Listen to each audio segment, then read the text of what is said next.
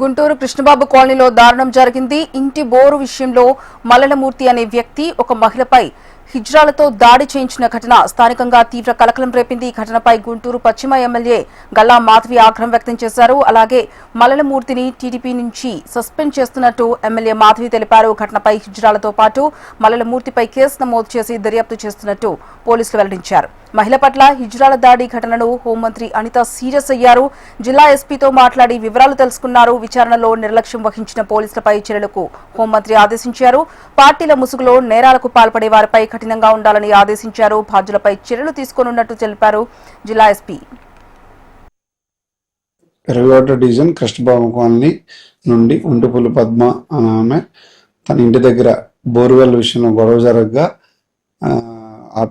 దానిపై పిటిషన్ తీసుకొని west MLA Galla Madhavi గారి దగ్గరికి వెళ్ళగా ఎమ్మెల్యే మేడం గారు మాకు ఆ పిటిషన్ ఎండార్స్మెంట్ ఇవ్వగా ఆ పిటిషన్పై కేసు నమోదు చేసి దర్యాప్తు చేసినాము. ఆ దర్యాప్తులో ఉన్న ముద్దాయిల మీద అందరి మీద యాక్షన్ తీసుకోవడం జరిగింది.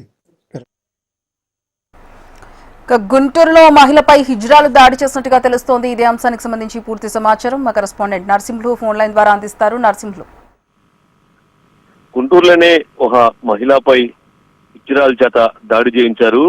ఎక్కడైతే ఉందో గుంటూరులోనే కృష్ణబాబు కాలనీకి చెందినటువంటి మహిళ ఈ రమణమూర్తి అనే టీడీపీ డివిజన్ జనరల్ సెక్రటరీగా ఆయన ఉన్నారు.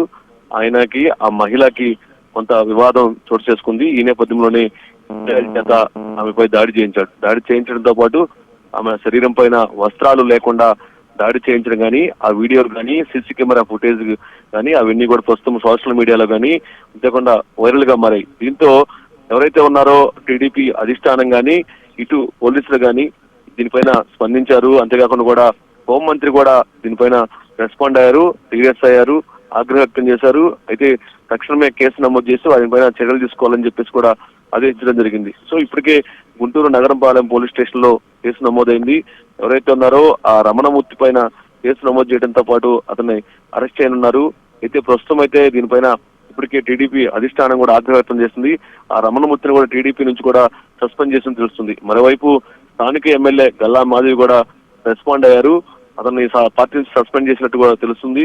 సో మొత్తంగా మనం చూస్తే మాత్రం హిజ్రాల దాడి ఘటన ప్రస్తుతం వైరల్ గా మారడంతోనే దీనిపైన ప్రస్తుతం రెస్పాండ్ అయినట్టు తెలుస్తుంది. అంతేకాకుండా కూడా మహిళా కమిషన్ ఆగ్రహం వ్యక్తం చేయడం కానీ, ఆ మహిళకి న్యాయం చేస్తామని చెప్పేసి కూడా వాళ్ళు చెప్తున్నారు. సో ఈ ఘటన పైన ప్రస్తుతం అయితే టీడీపీ కూడా ఆగ్రహం వ్యక్తం చేస్తుంది.